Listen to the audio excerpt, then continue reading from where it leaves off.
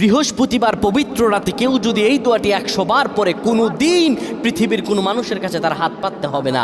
পৃথিবীর সব কিছু তার পায়ের নিচে আল্লাহ হাজির করে দিবেন। দারিদ্রতা থেকে মুক্তি দান করবেন, বিপদ আপদ থেকে মুক্তি দান করবেন, তার সম্মানকে সুউচ্চতা দান করবেন, অসুস্থতা থেকে দূরে রাখবেন। আল্লাহর অশেষ দয়া ও রহম তাকে দান করে দিবেন। সুবহানাল্লাহ। বৃহস্পতিবার রাত এটি গুরুত্বপূর্ণ রাত। এই রাত সপ্তাহে একদিন আসে। আরবিতে রাত আগে আসে, দিন পরে আসে। সুতরাং বৃহস্পতিবারের যে দিন গিয়ে রাত, এটি বৃহস্পতিবার রাত নয়, এটি শুক্রবারের রাত, এটি জুমাবারের রাত, এটি দোয়া কবুলের রাত, আল্লাহর কাছাকাছি হওয়ার রাত। সুবহানাল্লাহ। এই বৃহস্পতিবার রাত আল্লাহ তাআলা বান্দার দোয়া কবুল করেন। কেউ যদি বৃহস্পতিবার রাতে ঈশা নামাজের পরে পবিত্র হয়ে ইয়া হাইয়ু ইয়া হাইয়ু ইয়া হাইয়ু ইয়া রফিয়ু ইয়া রফিয়ু ইয়া রফিয়ু এই দোয়াগুলো পড়তে পারে 100 বার, আল্লাহ রাব্বুল আলামিন তার